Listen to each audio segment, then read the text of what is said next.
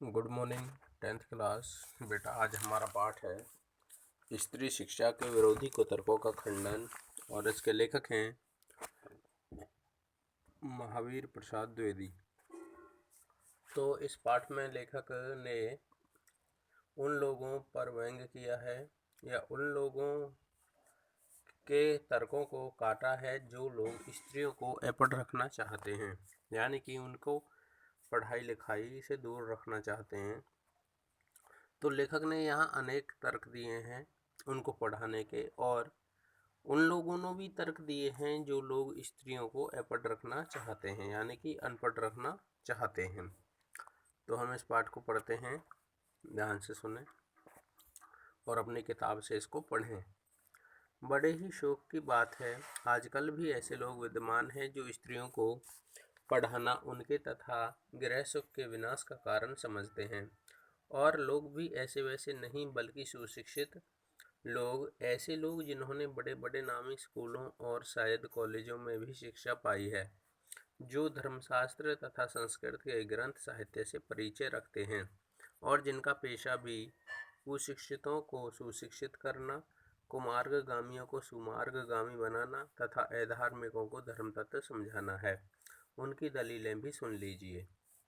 Number 1, प्राचीन संस्कृत कवियों के नाटकों में कुलीन स्त्रियों से अपढ़ों की भाषा में बातें कराई गई हैं। इससे यह प्रमाणित है कि इस देश में स्त्रियों को पढ़ाने की चाल न थी। अगर होती तो इतिहास पुराण आदि में उनको पढ़ाने की नियमबद्ध प्रणाली भी जरूर लिखी मिलती। नंबर 2, स्त्रियों को पढ़ाने से अनर्थ होते हैं। शकुंतला भी इतना कम पढ़ी लिखी थी कि गंवारों की भाषा में बमुश्किल से एक छोटा सा श्लोक ही वह लिख सकी थी। तिस पर भी उसकी इस इतनी कम शिक्षा ने अनर्थ ही कर डाला। शकुंतला ने जो कटु वाक्य दुष्यंत को कहे थे, वह इस पढ़ाई का ही तो दुष्परिणाम था। नंबर 3, जिस भाषा में शकुंतला ने वह श्लोक रचा था, वह अपढ़ों की भाषा थी। अतएव नागरिकों की भाषा की बात तो दूर रही, अपढ़ गंवारों की भाषा पढ़ाना स्त्रियों को बर्बाद करना है। इस प्रकार की दलीलों का सबसे अधिक प्रभावशाली उत्तर केवल उपेक्षा ही है। तथापि हम 2-4 बातें लिखे देते हैं। नाटकों में स्त्रियों का यूं प्राकृत बोलना उनके अपढ़ होने का प्रमाण नहीं। अधिक से अधिक बस इतना ही कहा जा सकता है कि वे संस्कृत नहीं बोल सकती थी। संस्कृत न बोल सकना न तो अपढ़ होने का सबूत है और न ही गंवार होने का। अच्छा, तो उत्तर रामचरित में उन ऋषियों की वेदांतवादिनी पत्नियां कौन सी भाषा बोलती थीं? उनकी संस्कृत भी क्या कोई गंवारी संस्कृत थी? भवभूति तथा कालिदास आदि के नाटक जिस जमाने के हैं, उस जमाने में शिक्षितों का संपूर्ण समुदाय संस्कृत ही बोलता था। इसका पक्का प्रमाण पहले दे ले, तब प्राकृत बोलने वाली स्त्रियों को भी अपढ़ बताने का साहस करें। इस बात का क्या सबूत है कि उस जमाने में बोलचाल की भाषा प्राकृत न थी? सबूत तो हमें प्राकृत के चलन के ही मिलते हैं। प्राकृत अगर उस समय की प्रचलित भाषा न होती तो बौद्धों और जैनों के हजारों ग्रंथ उसमें क्या लिखे जाते, उसमें क्यों लिखे जाते, ये है। तथा भगवान शाक्य मुनि तथा उनके शिष्य प्राकृत में ही क्यों धर्मोपदेश देते? बौद्धों का वह त्रिपिटक ग्रंथ हमारे महाभारत से भी बड़ा है। उसकी रचना प्राकृत में ही की जाने का मात्र एक कारण यही है, उस जमाने में प्राकृत ही सर्वसाधारण की भाषा थी। इसलिए प्राकृत बोलना और लिखना अपढ़ तथा अशिक्षित होने का चिन्ह नहीं। और जिन पंडितों ने गाथा सप्तशती, सेतुबंध महाकाव्य और कुमारपाल चरित आदि ग्रंथ प्राकृत में बनाए हैं, यदि वे अपढ़ तथा गंवार होते तो हिंदी के प्रसिद्ध से भी प्रसिद्ध अखबार का संपादक आज के ज़माने में ऐपड़ और गंवार ही कहा जा सकता है, क्योंकि वह अपने ज़माने की प्रचलित भाषा में ही अखबार लिखता है।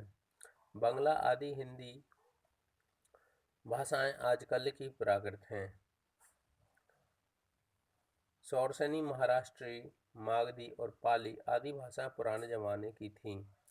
प्राकृत पढ़कर भी उस जमाने के लोग उसी तरह शिक्षित, सभ्य और पंडित हो सकते थे जिस तरह हिंदी, मराठी, बंगला आदि भाषाएं पढ़कर इस जमाने में हो सकते हैं। और फिर प्राकृत बोलना ऐपड़ होने का सबूत है तो यह बात कैसे मानी जा सकती है? जिस वक्त आचार्यों ने नाट्य शास्त्र संबंधी नियम बनाए थे, उस वक्त सर्वसाधारण की भाषा संस्कृत न थी। केवल चुने हुए लोग ही संस्कृत बोलते या बोल सकते थे। इसी के चलते उन्होंने उनकी भाषा संस्कृत और दूसरे लोगों तथा स्त्रियों की भाषा प्राकृत होने का नियम कर दिया। पुराने ज़माने में स्त्रियों के लिए कोई विश्वविद्यालय नहीं था।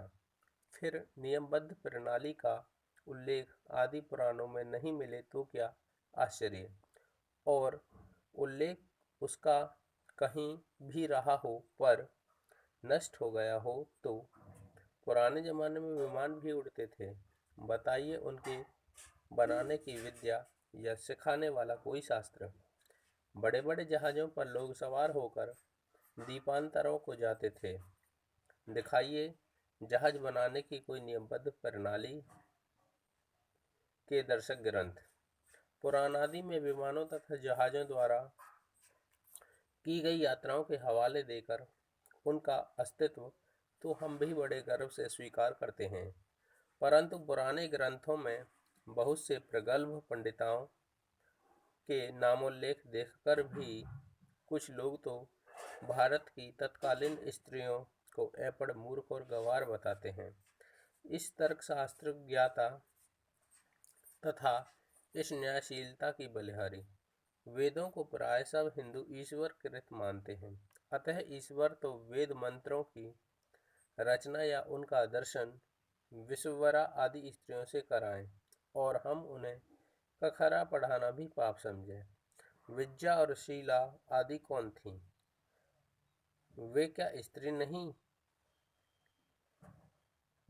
स्त्री थीं या नहीं? वे बड़े बड़े पुरुष कवियों से आदृत हुई हैं अथवा नहीं? सारंगधर पद्धति में उनकी कविता के नमूने मिले हैं या नहीं? बौद्ध ग्रंथ त्रिपिटक के अंतर्गत थेरी गाथा में सैकड़ों स्त्रियों की जो पद्य रचना उद्धत हैं, क्या वे ऐपड़ थीं? जिस भारत देश में कुमारिकाओं को चित्र बनाने, गाने, नाचने, बजाने, फूल चुनने, हार गूंथने और पैर मलने तक की कला सीखने की आज्ञा थी तथा उनको लिखने पढ़ने की आज्ञा न थी, कौन विज्ञ ऐसी बात मुख से निकालेगा? और जो निकाले भी तो मानेगा कौन? अत्रि की पत्नी धर्म पर अपने व्याख्यान देते समय घंटों पांडित्य प्रकट करे और गार्गी बड़े बड़े ब्रह्मवादियों को हरा दे तथा मंडन मिश्र की सधर्मचारिणी शंकराचार्य के छक्के छुड़ा दे। गजब! इससे अधिक भयंकर बात और क्या हो सकती है? यह सब पापी पढ़ने का ही अपराध है। न वे पढ़ती, न वे आदरणीय पुरुषों का मुकाबला करती। यह सारा दुराचार स्त्रियों को पढ़ाने का ही कुफल है। समझे? स्त्रियों के लिए पढ़ना कालकूट तथा पुरुषों के लिए अमृत या पीयूष का घूंट।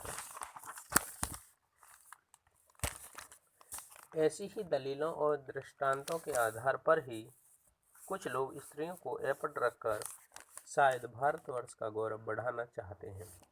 मान लीजिए कि पुराने जमाने में भारत की कोई भी स्त्री पढ़ी लिखी न थी, न सही।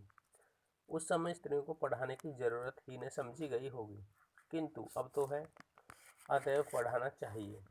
हमने सैकड़ों पुराने आदेशों, नियमों, प्रणालियों को तोड़ दिया है कि नहीं? तो चलिए फिर स्त्रियों को ऐपड़ रखने की इस पुरानी चाल को भी तोड़ दें। हमारी प्रार्थना तो यह है कि स्त्री शिक्षा के विपक्षियों को पल भर के लिए भी इस कल्पना को अपने मन में स्थान नहीं देना चाहिए कि पुराने जमाने में यहाँ की सब स्त्रियाँ अनपढ़ थीं अथवा उनको पढ़ने की आज्ञा न थी।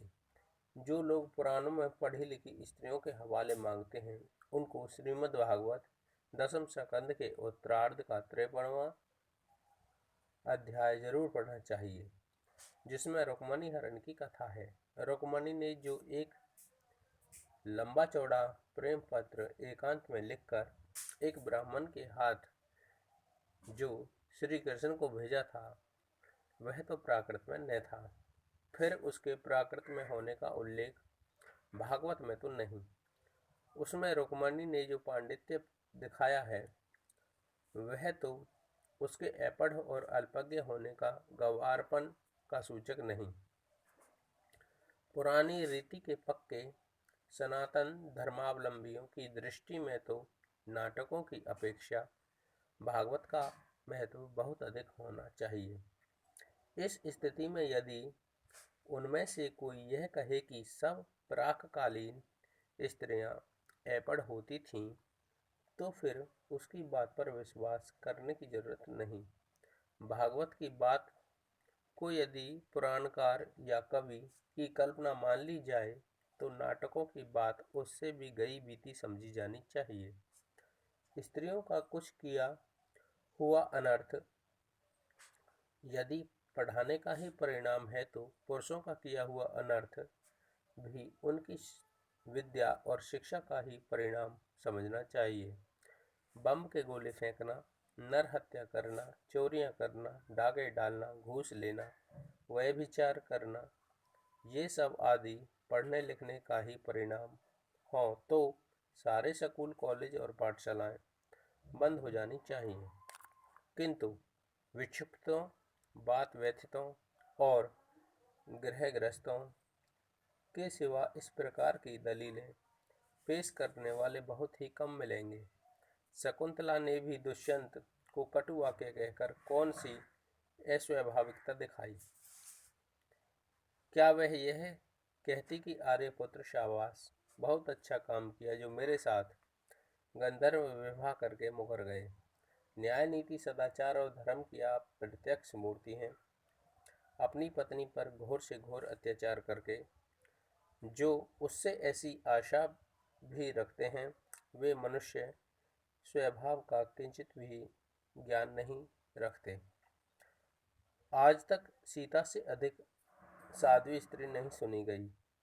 जिस महान कवि ने शकुंतला नाटक में अपमानित हुई शकुंतला से दुष्यंत के विषय में जो दुर्वाक्य कहाया है, उसी महोदय ने परित्यक्त होने पर सीता से रामचंद्र के विषय में क्या कहाया है, देखिए। वाच्यतव्यम मद वचनात् स राजा वहनौ विशुद्धा मति यत् समक्षम माम लोकवाद श्रवणा दहासी श्रुतस्य तत्विक्तम सदृशम कुलस्य। यह कह रहा है कि लक्ष्मण जाकर उस राजा से कह देना कि मैंने तो तुम्हारी आंखों के सामने ही आग में कूदकर अपनी विशुद्धता भी साबित कर दी है। इस पर भी कुछ लोगों के मुख से निकला मिथ्यावाद सुनकर ही तुमने मुझे छोड़ दिया। क्या ऐसी बात तुम्हारे कुल के अनुरूप है?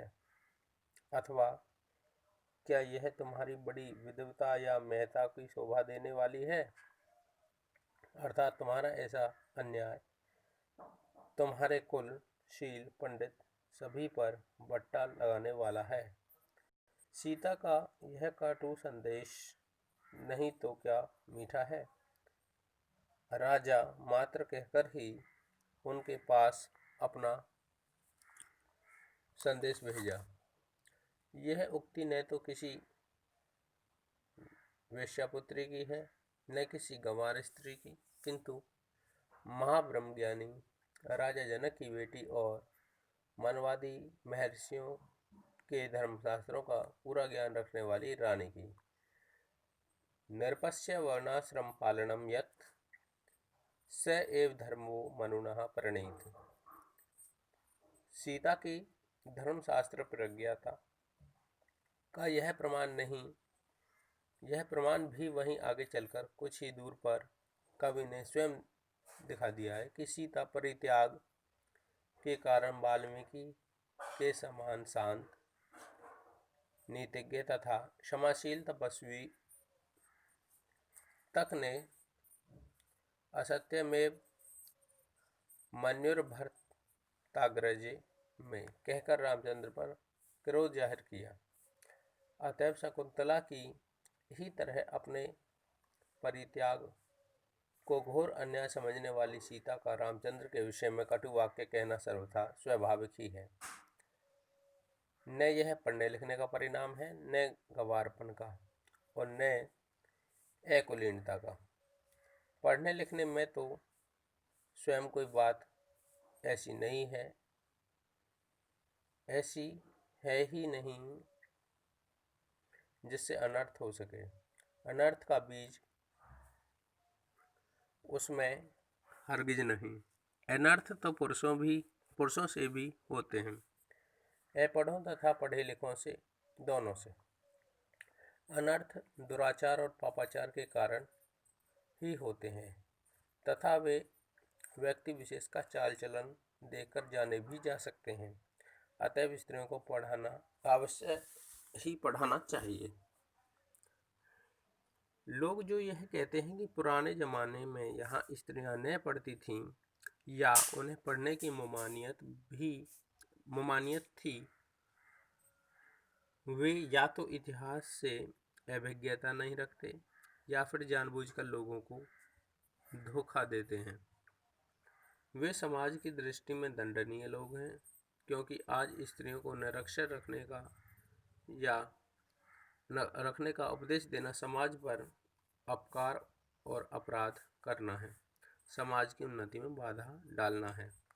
शिक्षा बड़ा व्यापक शब्द है, उसमें सीखने योग्य अनेक विषयों का समावेश हो सकता है। बस पढ़ना लिखना भी उसी के अंतर्गत है। अपने देश की वर्तमान शिक्षा प्रणाली अच्छी नहीं, इसलिए यदि कोई स्त्रियों को पढ़ाना अनर्थकारी समझे तो उसे इस प्रणाली का संशोधन करना अथवा कराना चाहिए। खुद पढ़ने लिखने में दोष नहीं देना चाहिए। केवल लड़कों की ही शिक्षा प्रणाली कौन सी बहुत अच्छी है? प्रणाली बुरी होने के कारण क्या किसी ने ऐसी राय दी है कि सारे स्कूल कॉलेज बंद कर दिए जाएं? आप अपनी खुशी से लड़कियों और स्त्रियों की शिक्षा की प्रणाली का संशोधन कीजिए। उनको क्या पढ़ाना चाहिए, कितना पढ़ाना चाहिए, किस तरह की शिक्षा देनी चाहिए तथा कहाँ पर देनी चाहिए, घर में या स्कूल में, इन सभी बातों पर बहस कीजिए, विचार कीजिए, जी में आवेशो कीजिए। किंतु परमेश्वर के लिए यह न कहिए कि स्वयं पढ़ने लिखने में कोई दोष है, वह अनर्थकर है। ऐसा कहना अभिमान का उत्पादक है, वह गृह सुख का नाश करने वाला है। यह कहना 16 आने मिथ्या है। तो बेटा ये पाठ कंप्लीट हुआ है। ये पाठ आपको लर्न करना है और जो भी इससे ऑप्शन टाइप क्वेश्चन बनते हैं वे आप याद करोगे। पाठ को अच्छे ढंग से पढ़ो। Okay, thank you.